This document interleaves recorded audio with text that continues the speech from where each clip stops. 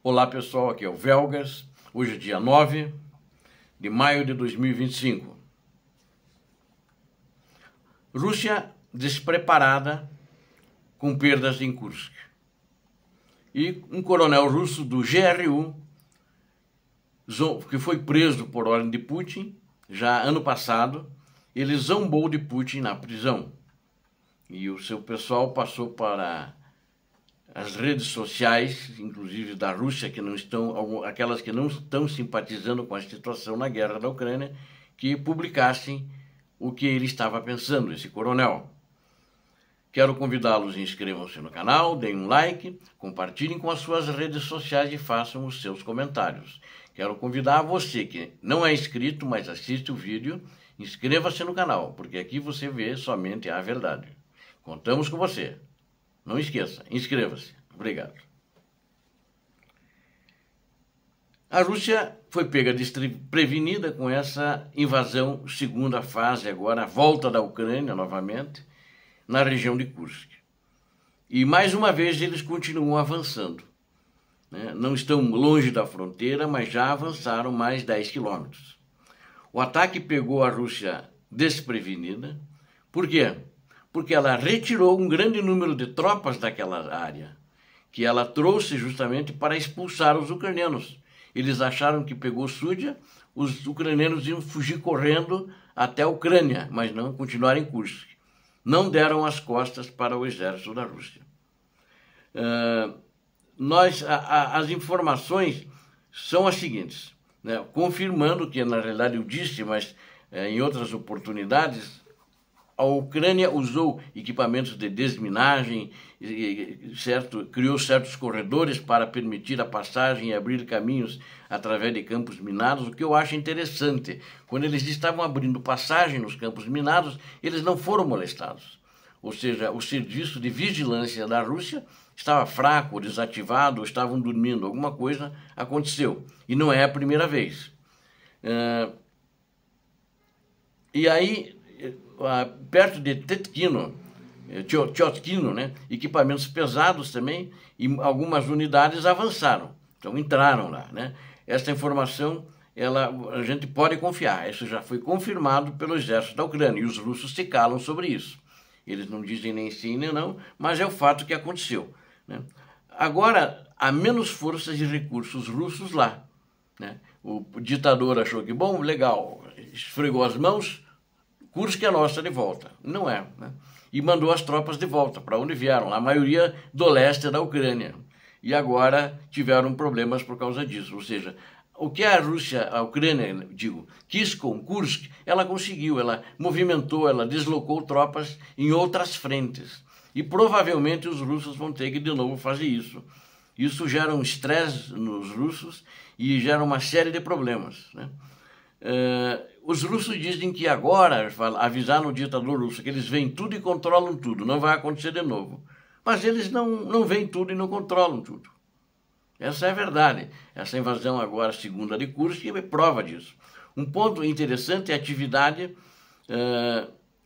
atual dos drones da Ucrânia. Se esse equipamento de desminagem não foi atacado por drones e conseguiu passar, seguido pela dispersão de nossos equipamentos pesados e unidades, significa que os russos realmente retiraram um grande número de tropas dali. Eles não tinham ninguém olhando, não tinham drones de reconhecimento, drones, podia chamar drones de sentinela, de guardião, de guarda noturno, não tinha. A Ucrânia simplesmente entrou, desminou e foi embora. Ela foi preparada para combater aquela região e passaram batido.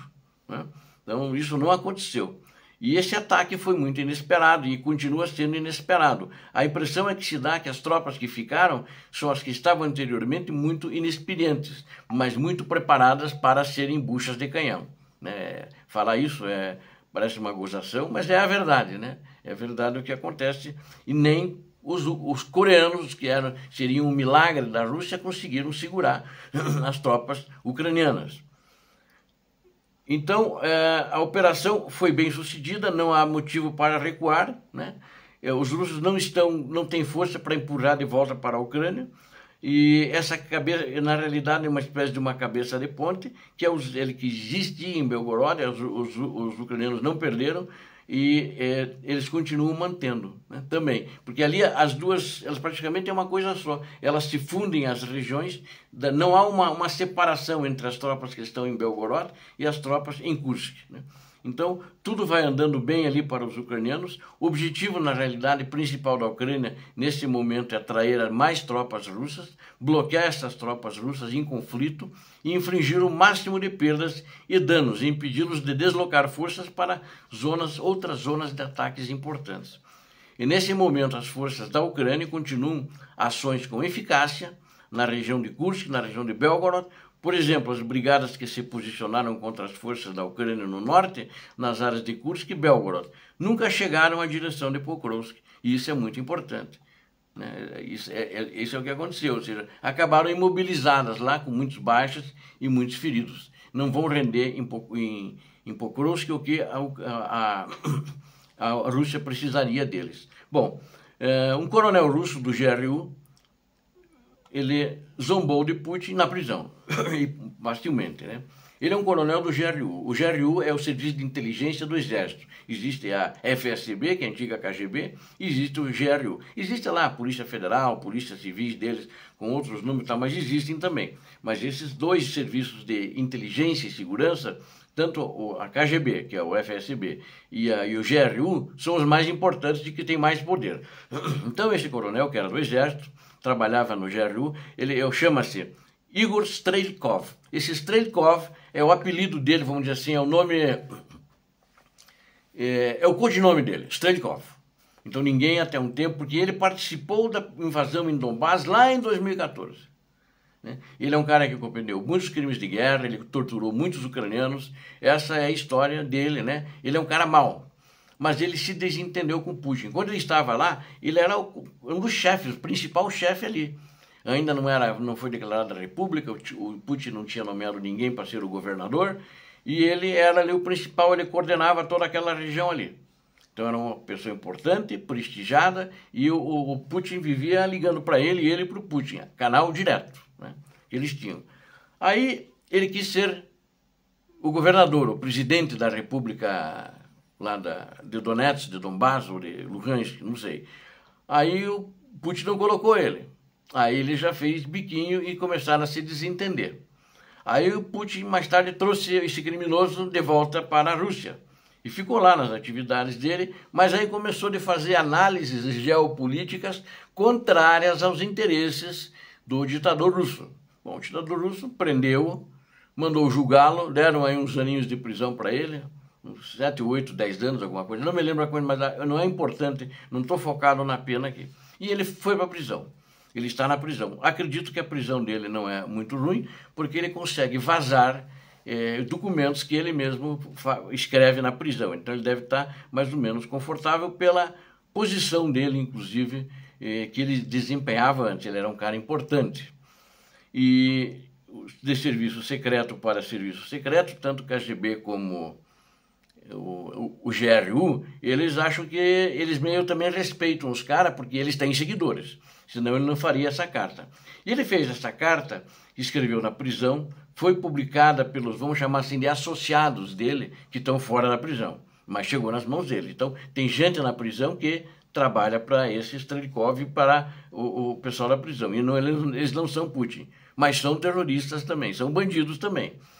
E aí alguns blogueiros publicaram, e para a declaração de Putin, de que a Rússia supostamente, o Strelkov escreveu, que o Putin disse que a Rússia supostamente possui forças e meios suficientes para encerrar a guerra com os resultados que a Rússia precisa. Essas ameaças parecem ridículas do quarto ano de uma guerra em larga escala e não impressionam nem a Ucrânia e nem seus parceiros e aliados ocidentais. Escrevendo isso, o Igor Strelkov. Só um parênteses, o Strelkov é o codinome dele. O nome dele é Igor, mas é Igor Hirkin, é o nome real dele, né? O sobrenome. Mas ele era conhecido como Strelkov, ele chegou na Ucrânia, ninguém sabia que ele era o Igor Hirkin, depois que ficou famoso, porque ele era um cara importante na estrutura de inteligência da Rússia. A guerra já dura 3 anos e 2 meses, não há fim à vista, escreveu ele, né? O Igor Strelkov. o Hirkin, né? Sofremos uma série de derrotas significativas, além dos sucessos iniciais, basicamente não temos nada, escreveu ele. Ele lembrou que há 3 anos o exército russo estava perto de Kharkiv e Kiev, ocupou Kherson e uma parte significativa da região de Kharkiv. Hoje nada disso existe e não é esperado. Antes de contarem histórias sobre como nós todos vamos atacar de uma só vez, mostrem o que podem fazer. Isso pegou pesado no Putin com isso, e o Putin não está gostando disso. Mas não mostramos nada, ele disse, né? Metade do país, até os Urais, está sob ataque agora. Há 3 anos isso não era o caso, mas agora indignou-se ele, né? E lembre-se de que o Hirkin, que é o Strelkov, né, o verdadeiro, foi preso em julho de 2023 pelas autoridades russas. Eu disse que foi no passado, não, mas foi então em 2023, sob acusações de extremismo, onde suas opiniões pró-guerra, frequentemente críticas ao desempenho medíocre das Forças Armadas Russas, conflitavam com as narrativas do Kremlin. Isso aí é o blogueiro, né? O dono do canal, que falava no canal russo, apoiando o Hirkin a favor da guerra também, mas contra o ditador russo, contra as estratégias e as táticas dele. Aí ainda escreve o blogueiro: o Tribunal Distrital de Haia condenou Hirkin à prisão perpétua, isso é fato. Haia condenou a revelia ele pelos crimes que ele cometeu a partir de 2014, quando ele estava chefiando a operação em Donbass, a operação em nome do ditador da Rússia. E também por o seu envolvimento na derrubada do avião MH17, que era da Malásia, das linhas aéreas da Malásia, em 2014, que envolveu um sistema russo Buk. Ele que deu a ordem, ele que mandou atirar no avião civil de passageiros. Mais de 200 pessoas morreram. Aí o Hirkin disse que recebeu atualizações sobre a guerra por rádio e televisão, bem como cartas de sua esposa com as atualizações importantes nas redes sociais. No entanto, ele mantém uma visão bastante pessimista sobre a guerra e afirmou que não haverá nenhum acordo nem congelamento e que ela vai durar muito tempo, já que o Ocidente estabeleceu como meta a destruição gradual da Rússia. Ele também afirmou que a Rússia entrou em um período de instabilidade aguda. As autoridades russas são conhecidas por censurar a correspondência de presos políticos como Hirkin. Mas parece que as dele não estão censurando, porque as informações entram e saem ali, e ele tem alguns blogueiros que publicam as matérias dele, o que ele quer, ele fala o que ele quiser para o povo russo. E também o povo ucraniano vê isso também, mas é um criminoso de guerra perante a Ucrânia e perante a justiça internacional. Obrigado a vocês que assistiram esse vídeo, eu conto com vocês. Inscrevam-se no canal, deem um like, compartilhem com as suas redes sociais, façam seus comentários. Inscreva-se que você viu a verdade. Deus abençoe vocês, Deus abençoe a Ucrânia, Deus abençoe o Brasil, paz e bem, paz para toda a humanidade.